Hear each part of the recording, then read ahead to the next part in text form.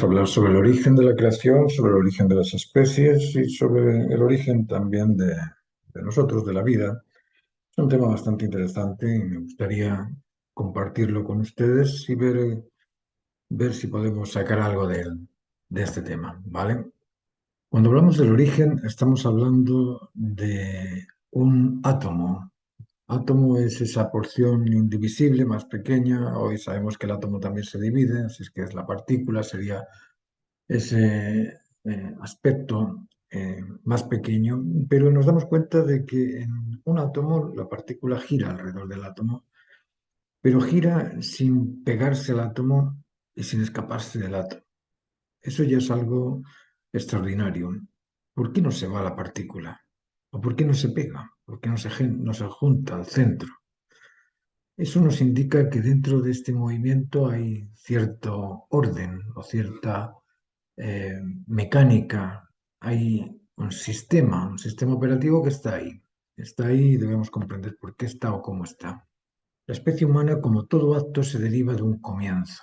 El comienzo de la especie no radica únicamente en uno o en dos, radica en cuatro: padre, madre e hijos. El padre por sí solo no trasciende, la madre por sí sola tampoco, y el único modo de trascender es mediante la reproducción. Es decir, necesitamos de esos padres, padre y madre e hijos. Y necesitamos de dos hijos, un varón y una hembra, un hombre y una mujer, un macho y una hembra, como lo queráis llamar. A la unión del hombre con la mujer se le denomina matrimonio. Y este matrimonio, aquí explico un poquito de dónde sale esa palabra, pero es curioso que el matrimonio se defina como la matriz del ser. Es decir, por un lado la matriz es como esa fórmula que hace que todo lo demás sea igual, es como ese envoltorio que llena todo de la misma manera, y como el molde de cualquier clase, como que se da forma a algo, y a la vez es esa matriz que permite el desarrollo de la reproducción. A la reproducción de un ser semejante se le denomina familia. Familia es el núcleo rector de la perpetuidad de la especie y exige a tres involucrados en la reproducción y siete vinculados en lo afectivo. ¿Por qué siete? Bueno, porque generalmente la familia tiene tres estratos para que sea una familia completa. Tenemos el afecto vinculante de los abuelos con los nietos, de los padres con los hijos con los padres, el padre con la esposa con el esposo. Es decir, existen estos siete personajes que establecen la familia: cuatro abuelos y dos abuelas, dos padres, un padre y una madre, y un hijo. Juntos suman siete. El derecho de los niños, así como el derecho de los hijos, es a vincularse filioparentalmente con su padre y con su madre, así como con sus abuelos y con sus abuelas. Este derecho no es consuetudinario, no es una cosa de costumbres, ni es social o cultural, no es algo aprendido, es algo que se establece por naturaleza, es un derecho inalienable de la dignidad humana. La especie humana, al ir reproduciéndose, formó tribus. Las tribus recolectoras y cazadoras se trasladaban de un lugar a otro y en los trayectos intercambiaban información de las bondades o de los errores descubiertos. Aciertos y errores es lo primero que aprende cualquier ser, ¿no? En el actuar, aquello que le beneficia es asertivo, aquello que le perjudica es un error. Los miembros de las tribus, en promedio, unos 40 miembros, se conocían, compartían algún tipo de lenguaje, algún indicativo de lo inmediato, compartido, y pondrían nombre también a los instrumentos, a las frutas, a los animales, a las armas, a las herramientas que utilizaban. El tipo de información se repartía entre lo observado y lo imaginario. Tenemos esa dupla: por un lado el acierto o error, y por otro lado lo objetivo y lo subjetivo, lo imaginado y lo observado, lo concreto y lo imaginado. Lo observado era fácil de absorber, era objetivo, pero lo imaginado no lo era tan. Era subjetivo, era fácil de interpretar acorde con las experiencias de cada uno, y eso confundía a los sujetos del grupo. Lo concreto y lo objetivo convence, pero lo abstracto imaginario se duda.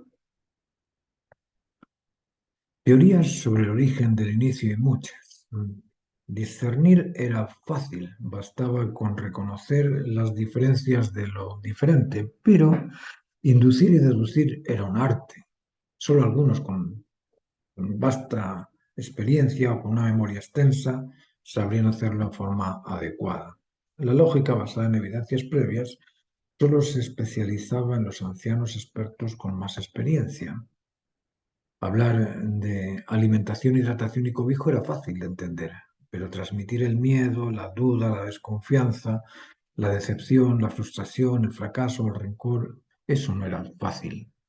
Los miembros de la tribu reducían su información a lo bueno y a lo malo. Lo bueno estimula e impulsa y lo malo paraliza y deprime. La estimulación impulsiva se reconocía como arrojo, valentía, y la reducción o huida se asociaba con el miedo. Miedo y coraje eran los atributos más sencillos de descubrir en la actitud de un individuo originario. Los valientes y los cobardes eran para ellos algo fácil de descubrir. Unos eran atractivos a imitar y los otros eran rechazados. Valentía o cobardía se puede imaginar así el juicio básico de los miembros de una tribu. La especie humana es una dualidad complementaria entre lo interno y lo externo. El ser humano y el animal humano, en ambos casos, tanto el cuerpo como el alma responden con respeto ante un bien supremo. El cuerpo delgado, por ejemplo, al observar al cuerpo fortachón, el cuerpo de un individuo más fuerte, siente la estimulación del instinto de protección. Y ese instinto de protección lo alerta con sus cuidados al considerar que el ser débil se encuentra frente a un cuerpo de mayor fortaleza. Eso es respeto. ¿No? Y el alma o la mentalidad de un individuo que observa a otro más sensible, más inteligente o más capaz, también alerta con la sensación de respeto ante un bien supremo. El respeto es esa sensación que surge al mirar algo extraordinario. Uno ve algo grandioso y inspira respeto. Respeto se inspira. Respeto no se ofrece, no se da. No es tolerar. Tolerar es una cosa y respetar es otra, muy distinta. Esta propiedad es la que estipula o organiza jerarquías de poder, el respeto. El respeto genera esa diferencia entre el superior y el inferior. Y en esas jerarquías siempre hay un alfa y un omega, siempre hay un líder que es el más capaz, el más sabio, el más sensible. Generalmente esa posición de líder recaía sobre los ancianos. Cada anciano pensaba en su razón de ser, en su porqué, en su para qué, y de esos estudios inducía y deducía sus juicios particulares. La lógica particular de cada tribu suma de evidencias previas orientaba a los miembros a creer en sus bondades. Y de todas las bondades, unas eran más deseadas que otras. A las más deseadas las transformaban en deidades, es decir, en espíritu. Espíritu es aquello que se entrega. Deidad es lo supremo, extraordinario, en muchos casos transformado en sobrenatural, más allá de la naturaleza, es decir, algo imaginario en lo que se debe creer sin evidencias demostrativas de su existencia porque no se comprende, como por ejemplo la luz, el sol, el trueno, etcétera. Esas cosas no se comprenden. Entonces eso adquiere una representación de espíritu. Y la recepción a ese espíritu provenía del alma, del ánima, de qué es lo que ese espíritu anima. Alma es una frase que significa eso, ánimo. Pues el espíritu dominante hacía que el alma receptor respondiera a la actitud de entrega de ese espíritu dominante que era el dios, o era el mito. Hubo multitud de mitos, multitud de dioses, y curiosamente en esa multitud se reconoce una dupla, una dualidad entre lo que es meramente espiritual y lo que es del ánima, es decir, al animal humano y al ser humano. Aquí tenemos una imagen del animal humano y del ser humano unidos.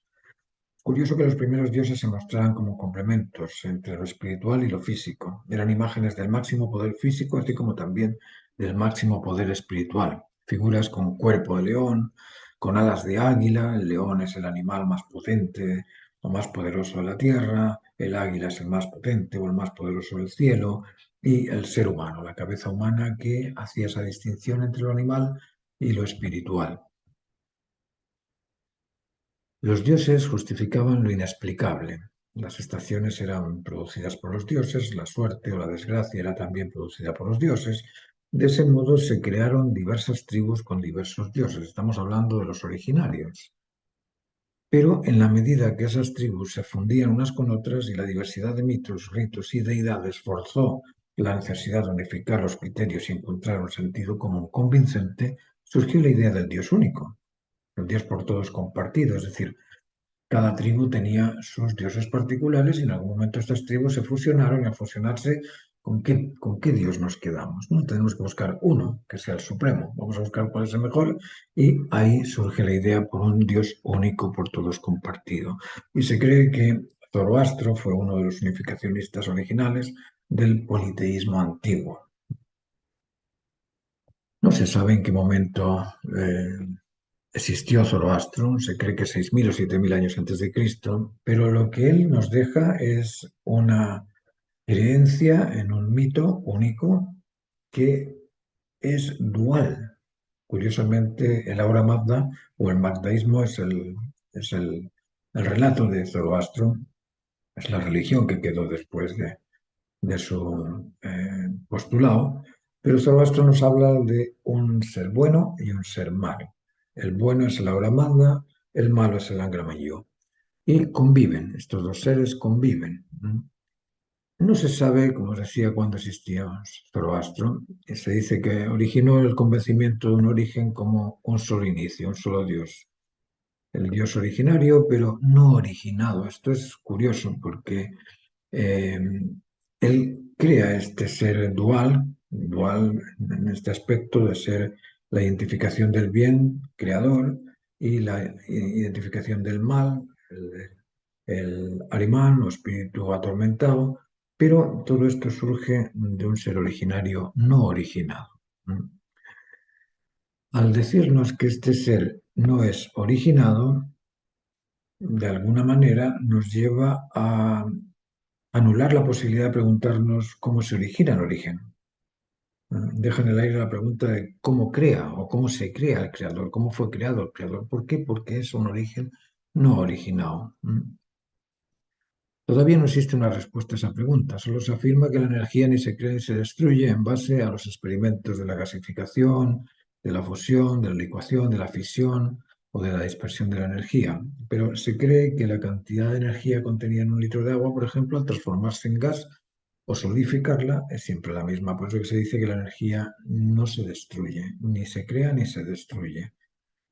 La idea monoteísta se mantuvo en el tiempo en paralelo con el politeísmo, pero fue absorbiendo diversos grupos a lo largo de la historia mediante el convencimiento o mediante la imposición de un poder supremo, la guerra. Las tribus se transformaron en ciudades, las ciudades en naciones, las naciones en imperios o civilizaciones que comparten ideas sobre los valores y sobre los errores. El mazdaísmo monoteísta del imperio persa se encuentra con el hebraísmo del Medio Oriente y con el helenismo griego, además de con los faraones, con los mitos y dioses de Egipto, y sus puntos de vista difieren unos de otros dentro de una misma lógica y una lógica bastante interesante de analizar. Todos estos grupos de ideas o de ideales comparten unos con otros y las diversas interpretaciones de los dioses han seguido existiendo hasta nuestros días. El acuerdo más generalizado es que Dios es bueno. Eso es lo que cada religión pretende. En unos casos se dice que Dios es amor, en otros casos se dice que Dios es todo, en otros casos se dice que Dios es energía. Lo más común es pensar que el Dios creador originario es el origen de la creación, es decir, Dios es bueno y origina la naturaleza. Los griegos tenían unas diversas interpretaciones sobre el significado de esta deidad. Observaban los cambios y buscaban la explicación de los mismos en un tipo de materia prima originaria. Para ellos la biosfera era el bios, vida. Bios es una palabra bastante parecida a Dios. Bios es muy parecida, pero para ellos bios es vida y la biosfera es el estudio de la vida. Luego para ellos lo importante era eso, la vida, era el movimiento. La vida es el conjunto de fuerzas que permiten la consecución de un propósito, es decir, esas fuerzas están motrices, están en movimiento y como están en movimiento, a ellos les interesaba cuál es esa materia prima originaria que permite el movimiento. Y Tales de Mileto observó el agua y al ver que se evapora calentándola y se solidifica al helarse, ya tenemos lo sólido, líquido y gaseoso, así es que debe ser producto del agua. Al ver también las estalactitas y estalagmitas en las cuevas de mármol, vio que el agua de alguna manera estaba creando también esa cosa sólida, el mármol, y bueno, para él era la materia prima originaria de los cambios mediante la temperatura. Esta teoría del agua como fertilizante de la Tierra que proviene del cosmos y que hidrata a los seres vivos es muy interesante de comprender, no porque sea el agua el causal originario de la existencia de la materia, sino porque o por la cantidad de propiedades contenidas en el agua que nos afectan a todos. El 70% de la Tierra es agua. Nuestro cuerpo está compuesto de un 70% de agua. Sin comer podríamos aguantarnos 40 días, pero sin hidratarnos no superamos los 3 días. El agua limpia los organismos, purifica las cosas y fertiliza los campos. Hoy sabemos por los experimentos de Masaru Emoto, un científico japonés que estudió el agua, que el agua responde al ánimo.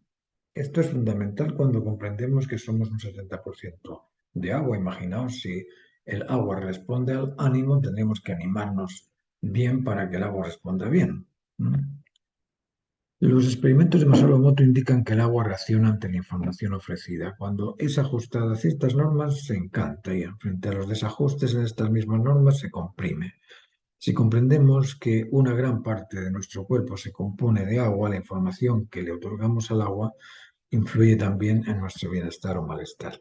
Este descubrimiento es de suma importancia y quizá lo intuía Tales de Mileto al observar que el agua limpia purifica, o que el agua fertiliza los campos, o que el agua proviene del cielo. Eso nunca se sabrá. Lo interesante es mantener una buena actitud frente a ese 70% de nuestro cuerpo que es el agua.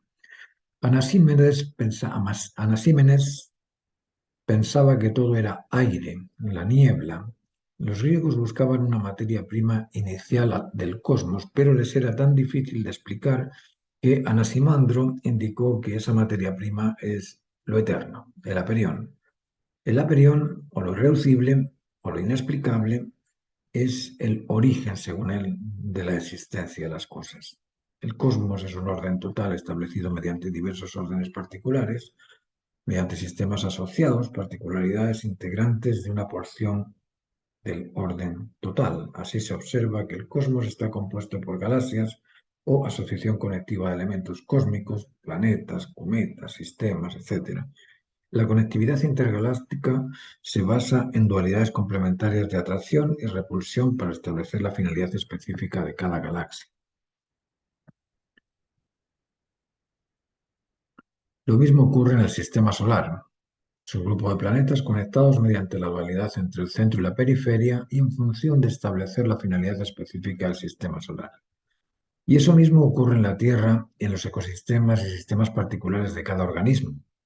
La repetición de estas características existe en todo.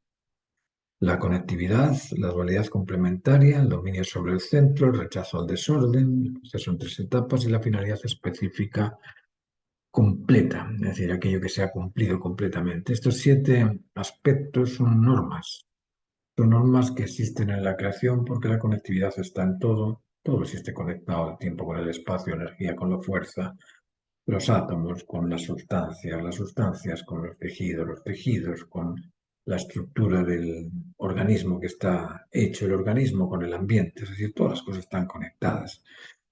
Y esa conexión involucra o implica una dualidad complementaria. Así vemos que en los átomos existe positivo-negativo, existen valencias, en las moléculas también, catión y anión, en las plantas, pistilo y estambre, los animales, macho y hembra, ser humanos, somos hombres y mujeres. Esa dualidad existe en todo, pero existe dominada por un centro, el centro de la conectividad, el centro del valor que les hace conectarse. Y eso obliga al rechazo al desorden, a aquello que es inválido, a aquello que es errático. Y mediante un proceso de desarrollo en inicio, medio y término, en tres etapas se van cumpliendo los animales, los vegetales, las plantas, las sustancias, los átomos, todo, absolutamente todo. ¿Para qué? Para cumplir su finalidad específica. El átomo va a ser un átomo, la molécula va a ser una molécula, la célula va a ser una célula, el ser va a ser un ser, el pescado va a ser un pescado, el ave nave. Cada uno tiene su finalidad específica porque no vemos en el universo nada más que unicidad.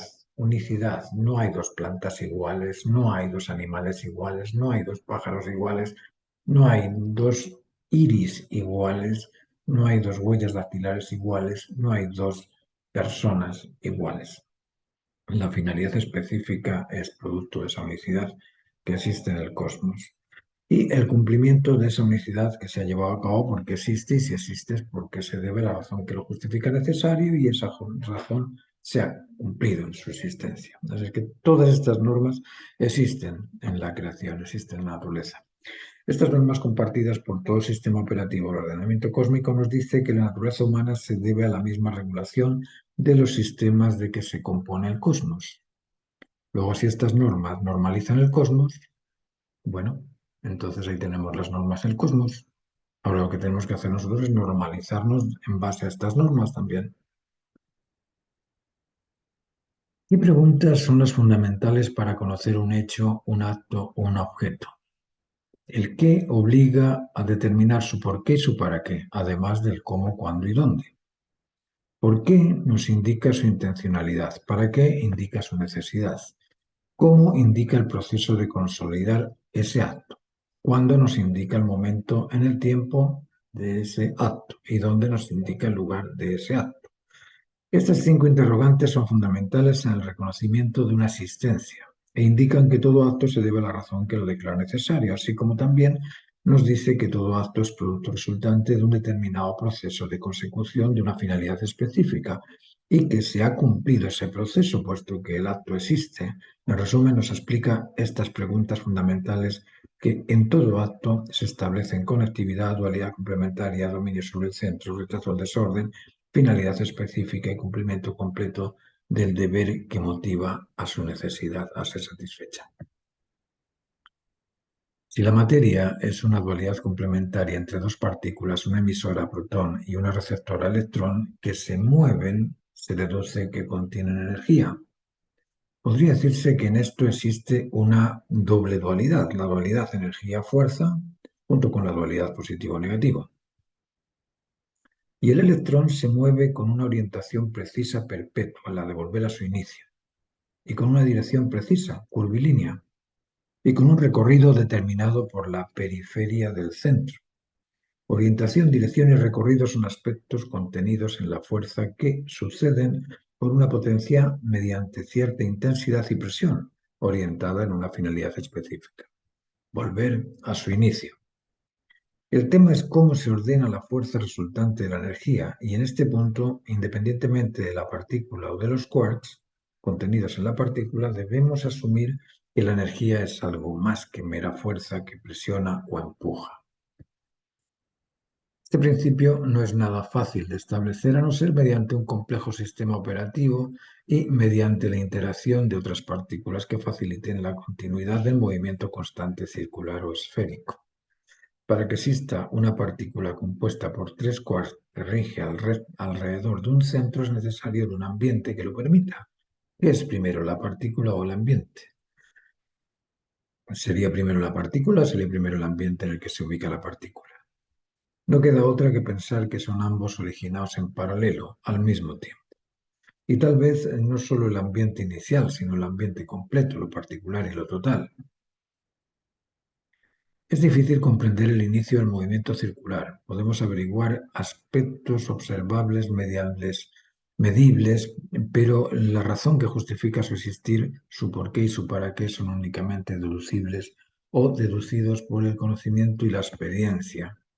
Una respuesta posible es que el origen, sea quien sea o como sea, es vinculante y necesita la máxima vinculación posible. Y ese potencial existe únicamente en la especie humana y en su conjunto. ¿Y eso por qué? Porque si es el máximo creador infinito y eterno, si es la máxima justicia equitativa y ordenada, normada, el aspecto a completar esa energía originaria, ser o estímulo inicial, es la máxima satisfacción plena. De ese modo, lo comprendo yo. Así comprendo el porqué y el para qué del qué. Ese qué universal me refiero. Ahora, el cómo, dónde y cuándo es algo que se puede analizar en base a factores, por ejemplo, observar un tornado. El por y el para no dejan evidencias materiales, son anterior y posterior al acto. ¿Cómo es el estudio del proceso? ¿Cuándo es el momento? ¿Dónde es el lugar? Pero el por qué se origina o el para qué se origina no están en el objeto, están en el sujeto que lo origina, están previo al qué. Ese sujeto, por lo que observamos, es algo ordenado, capaz, ingenioso, normado, que origina finalidades específicas, por lo que se deduce que contiene necesidades múltiples y otros muchos aspectos suficientes para inducir o deducir que se trata de un alguien o de un algo similar a alguien ordenado. Lo más importante en este sistema es algo que no se observa visualmente, pero que existe, es el orden. En un tornado existe orden, a pesar de que veamos tanto destrozo. El cosmos es un ordenamiento infinito y eterno perfecto para el intelecto humano. El único desperfecto en este orden es el artificio humano, el inhumano en conducta, pero el humano en su humanidad, no. Algunos religiosos, filósofos o pensadores reconocieron la diferencia entre el humanismo ideal contenido en la conciencia original de las personas y el humanismo artificial fruto de porciones partidistas minoritarias que se mantienen en el tiempo durante años, hasta reconocerse insuficientes. El verdadero humanismo se encuentra en la infancia, en el genoma humano, y se pierde al observar los desequilibrios del ambiente. La humanidad actual es un basurero para los herederos del rey. Los niños nacen puros y pierden su pureza en el estercolero social. La educación de tecnicismos por sobre la educación moral, ética y estética crea técnicos e ingenieros insociables, con trastornos de personalidad o con trastornos obsesivos compulsivos. Los recién nacidos llegan como Albert Einstein o Max Planck a la Edad Media. Es eso. Un recién nacido aparece como Albert Einstein o Max Planck en la Edad Media. El potencial es enorme, pero el ambiente es defectuoso y realiza al niño defectuoso. El potencial humano es incalculable. Si asociamos a todos los científicos, físicos, neurólogos, con los filósofos, antropólogos y además estudiosos de la naturaleza que sean incondicionales ante la máxima necesidad, la máxima razón y el máximo bienestar válido para todo, y los respetáramos, confiáramos y siguiéramos, dispondríamos de conocimientos y bienestar extraordinario.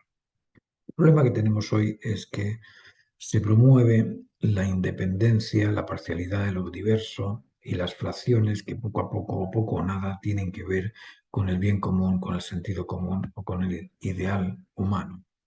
Dudamos, desconfiamos e ignoramos grandes conocimientos. Preferimos lo entretenido a la diversión o lo entretenido, la diversión y los placeres por sobre la plenitud, la justicia de lo ajustado o lo cumplido completo. La diversidad supera en prioridad supera la totalidad. Hemos caído en la inversión de dominio. Predominan los fragmentos por sobre la totalidad. Nuestro intelecto es como la partícula del átomo, compuesta por tres neutrinos, leptón, muón, tauón.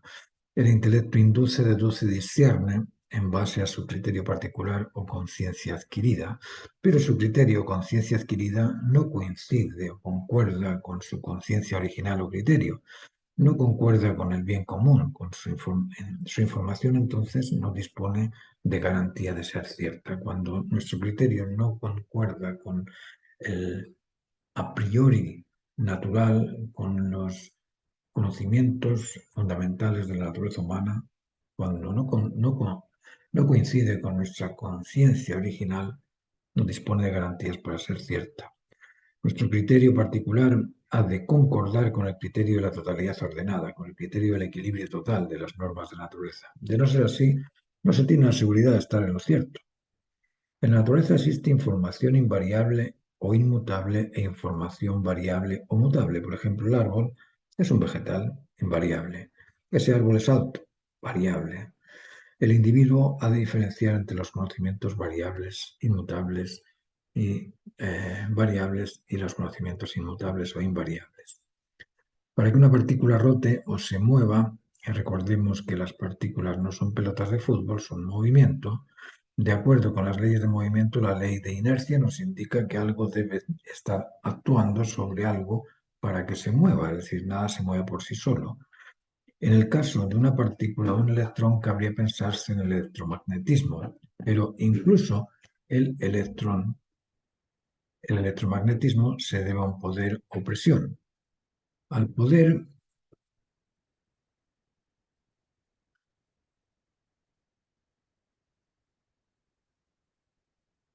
decía que al poder e intensidad de una determinada potencia que de ser constante y continua depende de la energía que le impulsa. Vamos a explicar esto un poco. En el caso de una partícula o de un electrón, cabría pensarse en el electromagnetismo, pero incluso el electromagnetismo se debe a un poder o presión, al poder e intensidad de una determinada potencia, que de ser constante y continua depende de la energía que lo impulsa. El tema es que lo impulsa en orden, lo orienta, dirige y recorre una distancia específica. La observación de este proceso en pro de una finalidad específica indica, o podríamos deducir, que se desprende de una intención, selección y poder transformador de la energía en fuerza. Intención, selección y poder suenan aspectos netamente humanos. Pero si analizamos el desarrollo de un vegetal, se le pone algo que le impida la luz, veremos que el vegetal cambia su dirección y sus ramas van por donde puede buscar la luz, y en ese cambio existe intencionalidad. Lo mismo ocurre en otros aspectos, como el rayo que busca su complemento negativo y va ahí donde está el complemento negativo, o el tornado, en el que se establece la circulación térmica, o la protección, conservación y reproducción del instinto, que es también intencional y es del instinto, es decir, no es del hombre, es del instinto. El instinto animal, el instinto está como naturaleza directiva inherente, existen muchos seres. Claro que hablar del magnetismo o de la gravedad como algo intencional cuesta creerlo, pero la gravedad o el electromagnetismo son aspectos de la creación, así como la intención, selección y poder de todas las especies vivas también son aspectos de la creación, y todas las especies vivas son derivados de la energía. Luego, si esa energía es la misma originaria del protón y del electrón, bueno, ¿por qué no puede tener esa energía que origina el protón y el electrón y que origina la personalidad del carácter humano, tener intención, selección y poder? Si ha creado el genoma humano, ha creado las moléculas, ha creado las células, ha creado las partículas, ha creado los vegetales, ha creado los animales, ha creado la conciencia humana. ¿Por qué no puede tener esa energía originaria de la conciencia humana un sentido de conciencia? ¿Por qué esa conciencia que orienta, dirige y que transforma no va a tener una intención, selección y poder? ¿Por qué no? Aquí estaríamos negando algo que es evidente. Si la causa originaria de la mentalidad humana es la energía tiene que tener también un tipo de mentalidad. Intención podríamos cambiarlo por finalidad y se entendería mejor. La finalidad de la gravedad es que los cuerpos caigan sobre un centro. Ok, pero ¿de dónde surge esa finalidad? Está, y si está fue originada, y fue originada por algo y para algo. ¿Por qué? Porque toda existencia se debe a la razón que la justifique y declara necesaria, y esa razón es por algo y para algo. Si toda existencia se debe a la razón que justifica su existir, estamos asumiendo que en toda existencia existe una razón intencional, selectiva y poderosa. Intención de hacer algo distinto a lo otro, seleccionado, y realizado mediante un poder intencionado. Negar la existencia de intención en la creación es imposible, porque todo acto se debe y justifica la razón que lo declara necesario, y esa razón es por algo y para algo. En ese por y en ese para existe intención, selección y poder. Por y para son aspectos derivados de la intención. La selección es obvia, puesto que todo acto es único e irrepetible. El poder es evidente en lo creado, se origina porque se pudo.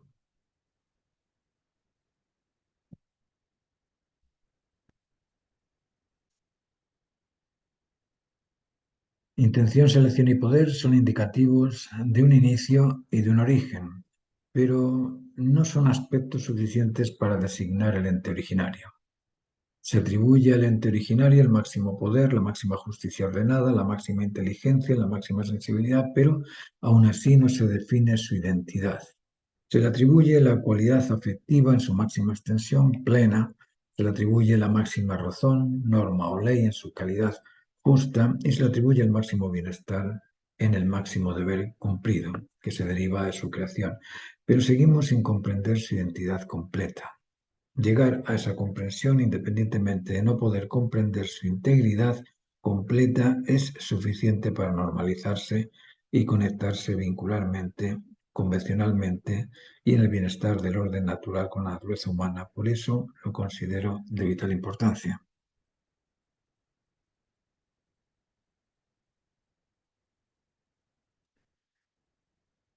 En el cosmos existen dos aspectos. En el cosmos existe todo regulado, el orden basado en una ordenanza que lo ordena. Y existe un aspecto ofertor que se entrega al espíritu y un aspecto receptor que recibe. El alma es ese aspecto conectivo donde se conectan los cuerpos que conectan en amistad, compañía, por manadas, pero no existe intercambio afectivo libre e interespecie. Los animales conocen pero no comprenden ni enseñan. No disponen de un lenguaje extenso capaz de intercambiar experiencias. Esto es entre las partículas y los animales. Los animales, las plantas, las moléculas, los átomos, las partículas. El espíritu es vinculante, es un intercambio afectivo libre, autónomo y responsable. Es un intercambio de conocimientos, de convencimientos, de ideales, de experiencias, de motivaciones. ¿Sí? Todo eso no se ve, no se ve con nuestros sentidos. El alma, toda esta parte ánima, la motriz que anima, lo observamos en la motricidad, pero el estímulo no se observa. Entonces tenemos estímulos e impulsos, estímulos espirituales e impulsos motrices. Todo en la creación crece, se reproduce y ejerce el control o dominio de ciertas facultades. La alimentación, hidratación y cobijo disponen de alimentos, agua, luz y calor, todo esto se nos entrega. Ahora, en la creación encontramos una dualidad vertical, mente y cuerpo, espíritu y alma, y una dualidad horizontal, masculino-femenino. Eso lo vemos en la creación, en todos los seres, en naturaleza. Todos los seres contienen una naturaleza directiva inherente, una especie de mente, y la dualidad complementaria entre macho y hembra, en el caso de los animales, en el caso de las plantas, pues tienen el pistilo y el estambre. En el caso de las moléculas, el catión y el anión. En el caso de los átomos tenemos también la valencia positiva y negativa. Esa dualidad existe en todo. El aspecto animado, alma, ánima, animal, es una dualidad compuesta por el instinto, naturaleza directiva inherente, que formula la orientación, dirección y recorrido de la finalidad específica de cada especie y del sistema de organismos digestivos, respiratorios, motrices del cuerpo de cada individuo. Eso es lo que hace nuestro alma, nuestro ánima. El espíritu, como digo, es un aspecto vinculante. El instinto y cuerpo, carácter y forma y función, en esta dualidad complementaria, el instinto, naturaleza directiva inherente del individuo opera en una manera automática. Responde en forma refleja, constante y continua, siempre del mismo modo en todo individuo de la misma especie. Es decir, el instinto de protección protege siempre ante un posible peligro, cuidándose, huyéndose o enfrentando una defensa del estado natural normal o del estado normalizado. El instinto de mantenimiento mantiene la alimentación, hidratación, el ejercicio, descanso adecuado a su especie, y el instinto reproductor motiva la reproducción de la especie a la cual pertenece de una forma automática. El espíritu es la suma de aspectos inmateriales, estimulantes o desánimo que precede un impulso motriz. Es decir, el espíritu es un estímulo o un desánimo, pero es algo que no vemos, algo que no se materializa. Espiritual es la expectación, el interés o el deseo, la capacidad de optar, la inteligencia, la memoria, la conciencia, los recuerdos, las ideas, los sentimientos, los conocimientos, los significados, las necesidades, las razones y la creatividad. La necesidad es un estado emocional carente de valor necesario que desaparece en el valor conquistado. Es decir, la necesidad carece de la satisfacción y busca satisfacerse. Se satisface lo pleno, lo justo, lo completo. El interés es un estado también de pretensión por carencia de conocimiento, convencimiento concordante con el criterio de la razón del por qué y del para qué del qué. Y el deseo es un estado de expectación motivado por disfrutar del beneficio de lo cumplido, de lo completo. Todo acto se debe a la razón que lo declara y justifica necesario. El acto, pretensión, proyecto u objeto se debe o justifica a la necesidad causal que lo origina, por alguna razón y para alguna razón. La verdad del qué se justifica en su por qué y en su para qué. Eso tenemos que comprenderlo así, a las claras. La vinculación se vinculan ideales, finalidades específicas compartidas, ideales morales, éticos, estéticos, políticos, económicos, educativos, sociales, deportivos, etc. ¿Cuál es el máximo ideal? ¿O cuál es ese máximo ideal vinculante o vinculativo? El ideal humano. El humano ideal es aquel en control y dominio de las virtudes, el celo y los instintos, normalizado en las normas de comportamiento, de atender, entender y estar atento a la máxima necesidad válida para todo, en la norma del convencimiento, siendo sincero en el intercambio de lo razonable y de las razones que ajustan a su porqué, a su para qué del qué, y en las normas de convivencia, seducir con afecto, persuadir con la razón, motivar con el ejemplo correcto, siendo incondicional ante el máximo deber válido o ante la necesidad inmediata, urgente o importante. Esa es la forma de vincularse con otro. Sigamos con la vinculación en el ideal humano. Cuando dos o más individuos se reconocen en control y dominio de las virtudes, establecen una convivencia respetuosa, confiada y atraída por la prudencia, firmeza y templanza de ambos o del grupo. Cuando dos o más individuos se reconocen el control del celo emocional, en control de la incontinencia emocional, de los gritos, gestos, respuestas enfáticas, intromisión en medio de la frase del contrario, elevación del tono de voz, etc., ambos o el grupo se sienten atraídos por la moderación del grupo. Cuando ambos en un grupo se reconocen en control del celo intelectual, en control del cinismo, de la arrogancia, de la ordinariedad, del insulto, de la grosería, ambos o el grupo se sienten atraídos por el conocimiento compartido. Cuando ambos o un grupo se reconocen en control del celo motivacional, en control de la agresividad impositiva, ambos o el grupo se sienten atraídos por el respeto mutuo. Cuando dos o más individuos se reconocen en control y dominio del instinto de protección, se cuidan, y ese cuidado impide llegar al extremo de tener que huir o enfrentarse en la defensa de lo guardado. Evitan el descuido. Cuando dos o más individuos se reconocen en control y dominio del instinto de mantenimiento, se mantienen sanos y saludables. Evitan el descontrol.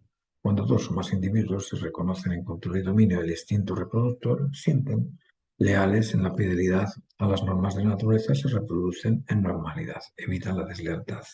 Y cuando dos o más individuos son incondicionales ante la máxima necesidad válida, se establece la cooperación sincronizada entre personas y se sienten atraídos por la pasión, servicio, bienestar establecido. Eso es vincularse. La vinculación es una transmisión de aspectos para establecer la sincronía. Sincronía filioparental, fraterno-conyugal y parento-filial, en el afecto, en el convencimiento y en la finalidad. El individuo debe o se debe, toda especie existe por algo y para algo, el por qué y el para qué son la razón de su existir o su razón de ser. ¿Estamos de acuerdo? Consecuentemente, Cada uno tiene una razón de ser especie y una razón de ser particular, una razón predeterminada por la naturaleza y una razón determinada por el individuo en particular. ¿Estamos de acuerdo? La razón de ser especie ha de ser sincronizada con la razón de ser particular. ¿Cuál es la razón que justifica la existencia de la especie humana? Independiente de los credos o convencimientos particulares de los grupos o individuos, la naturaleza de la creación carece de un ordenador que evite los excesos o las carencias biológicas, ecológicas, urbanísticas, sociológicas o antropológicas. La biología, del griego bios, vida, y ogía o logia, tratado, estudio, ciencia, nos dice que existe un tipo de eh, estudio relacionado con la vida y con lo orgánico, incluyendo los procesos, sistemas, funciones, mecanismos u otros caracteres biológicos subyacentes a los seres vivos en diversos campos especializados que abarcan su morfología, fisiología, filogénesis, desarrollo, evolución, distribución e interacciones en los niveles macroscópico y microscópico. La razón de ser especie es la de ordenarse y ordenar voluntariamente e incondicionalmente el cosmos. Eso es lo que la naturaleza exige al ser humano. La razón de la especie humana es ordenarse y ordenar voluntaria e incondicionalmente el cosmos. La especie humana existe por y para cerrar el ciclo de la totalidad de la cadena trófica. Es la máxima depredadora, así como la única capaz de ordenar a la totalidad de las especies. La especie humanizada dispone de sensibilidad, inteligencia y voluntad suficiente como para ordenar completamente el cosmos. Y la especie deshumanizada dispone de sensibilidad, inteligencia y voluntad suficiente para desordenar el cosmos. ¿Estamos de acuerdo? Para ordenar el cosmos, el individuo debe descubrir las leyes de la naturaleza y ajustarse en ellas, ¿de acuerdo? Las leyes de la totalidad, las leyes universales fundamentales son 7. La conectividad, dualidad complementaria, dominio sobre el centro, rechazo al desorden, proceso en 3 etapas, finalidad específica y completo cumplimiento del deber. Una vez reconocidas, debe ordenarse y ordenar el cosmos en base a estas normas. Para ordenarse, debe descubrir las normas de comportamiento, de convencimiento y de convivencia, siendo incondicional ante la máxima necesidad válida, el máximo convencimiento en la razón justa y el máximo deber válido para todo, controlando las virtudes, el celo y los instintos. Debe crecer, multiplicarse y realizarse en el control y dominio de su finalidad específica humana. Establecer la conectividad exige conectarse vincularmente en los afectos, conectarse intelectualmente en la verdad y conectarse y conectar al resto en el bien común. El bien común, el sentido común y la vinculación completa son su finalidad natural. ¿Estamos de acuerdo? Estamos analizando a la especie humana desde la exigencia de la naturaleza de la creación, es decir, desde la percepción biológica. Sin una especie conectada con las normas universales no se normaliza esa especie. ¿Estamos de acuerdo? Para ordenar el cosmos, el individuo debe reconocer los complementos duales verticales y horizontales. Verticales en importancia y horizontales en complementariedad funcional. Valor y función, importancia y urgencia son aspectos a reconocer para poderlos ajustar. En importancia, el autor es autoridad por sobre lo por él creado. La norma es por sobre lo normado. El orden es por sobre el ordenado. La totalidad es por sobre las posiciones o porciones de que se compone esa totalidad. Y lo razonable es por sobre lo racional. La sabiduría es por sobre el conocimiento, la calidad es por sobre la cantidad, la armonía es por sobre el agrado, la plenitud por sobre el placer, el valor por sobre el precio. ¿Estamos de acuerdo? La importancia es por sobre la preferencia. El deber es por sobre el apetito. El bien común es por sobre el bien particular o parcial. La necesidad máxima es por sobre las necesidades mínimas. La razón justa es por sobre los justificativos particulares. ¿Estamos de acuerdo? La complementariedad dual exige comprender la interdependencia entre sustancias, entre vegetales, animales y demás aspectos duales de la naturaleza biológica del bios, vida. Bios, vida. ¿Habéis visto que esta palabra se asemeja mucho al Dios? Bios, vida, bios es en el idioma de los antiguos, en el idioma griego, biosfera, bios viene de vida. Y quizá los griegos en aquella época hablaban del bios y los romanos o alguien, algún forastero que llegó por allá transformó el bios en Dios, porque es extraño que se parezcan tanto estos nombres. La dualidad complementaria exige la conectividad vincular afectiva entre padres e hijos, filioparental, parentofilial, entre hermanos o esposos, fraterno-conyugal, conectividad en la amistad, en el convencimiento y en el comportamiento entre unos y otros, el respeto mutuo, la confianza mutua, el vínculo en la amistad. La conectividad de las dualidades complementarias establecen el ordenamiento natural normado. ¿Estamos de acuerdo? Para ordenar el cosmos, el individuo debe ejercer el dominio sobre el centro en su actitud y en su actividad. ¿Cuál es el centro dominante en la actitud y cuál es el centro dominante en la actividad? Toda actitud es motivada por la expectación a disfrutar de un bien.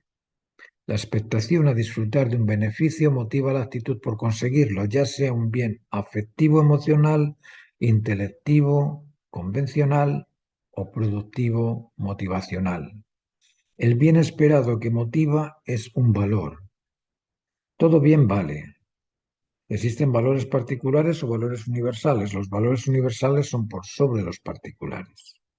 El centro de toda necesidad, interés o deseo es el valor esperado, porque todo acto se debe a la razón que lo declara y justifica necesario y esa razón que ajusta la necesidad con lo necesario la satisface. Y es por eso que lo necesita para ser satisfecha. Consecuentemente, el centro dominante de la actitud es el valor. ¿Estamos de acuerdo? Para ordenar el cosmos, el individuo debe rechazar el desorden. ¿De acuerdo? El rechazo al desorden incluye el desorden a las normas de comportamiento, desorden en atender, entender o estar atento a lo necesario, a las normas de convencimiento, en reconocer la verdad o la verdadera razón justificante y de convivencia, seducir con afecto, persuadir con la razón y motivar con el ejemplo lo correcto. Es decir, sin atender al otro, a lo otro necesario, se pierde el atractivo. El desatento no atrae. Sin entender al otro, a lo otro se pierde la posibilidad de aprender y se pierde el interés del otro, que no encuentra elemento de interés para escuchar. Sin estar atento a lo necesario se pierde la posibilidad de cuidar y el descuido produce un rechazo en el que observa al descuidado. El rechazo al orden vincular afectivo provoca desprecio, resentimiento y rencor ante el despego o ante el desapego emocional. Consecuentemente, se debe ejercer el rechazo al desprecio. El rechazo al orden equitativo provoca injusticias. Luego, la justicia exige el rechazo al injusto. El rechazo al orden benevolente produce malestar, defectos, frustración. El bienestar exige el rechazo al defecto y a la maldad. ¿De acuerdo? Para ordenar el cosmos, el individuo debe comprender que todo proceso exige un tiempo en tres etapas, inicio, medio y término. Las especies crecen, se multiplican y ejercen automáticamente por instinto, mediante su naturaleza directiva inherente, el control o dominio de su facultad. Nacen, crecen y mueren. El respeto a los procesos de cada individualidad, de cada actitud, es un deber en el ser normado. La exigencia al incapaz, la sobreprotección ante el insuficiente, la sobreprotección al inseguro, afecta al desarrollo independiente. La extrema intervención genética para acelerar los procesos de desarrollo debe ser ajustada a las capacidades de los elementos intervenidos.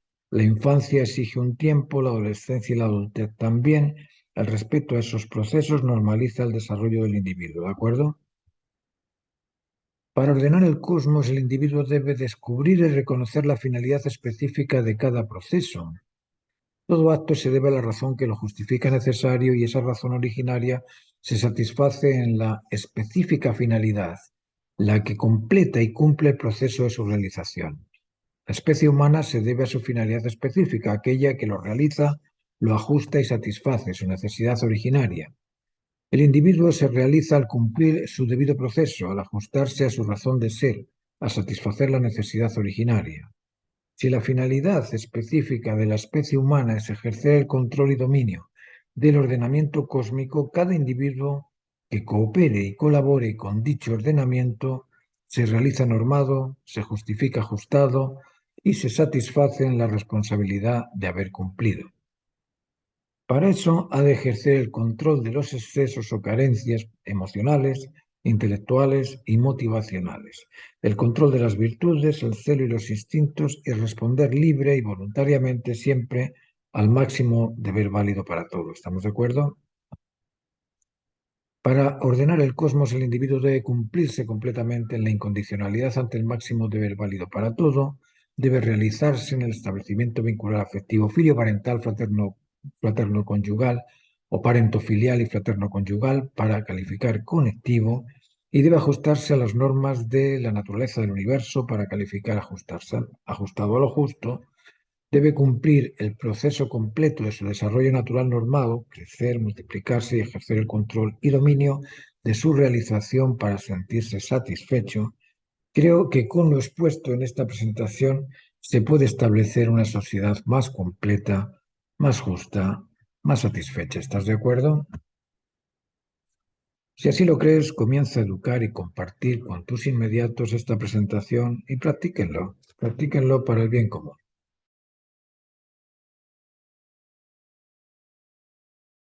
Espero que esta clase haya sido de vuestro interés. Si queréis continuar con el curso de 24 clases durante 3 meses, son 2 clases por semana de 45 minutos cada una en horario flexible. Buscamos la forma de acomodarnos. Nos dejas un WhatsApp en el siguiente teléfono que os dejo a continuación. Gracias y nos vemos en las clases.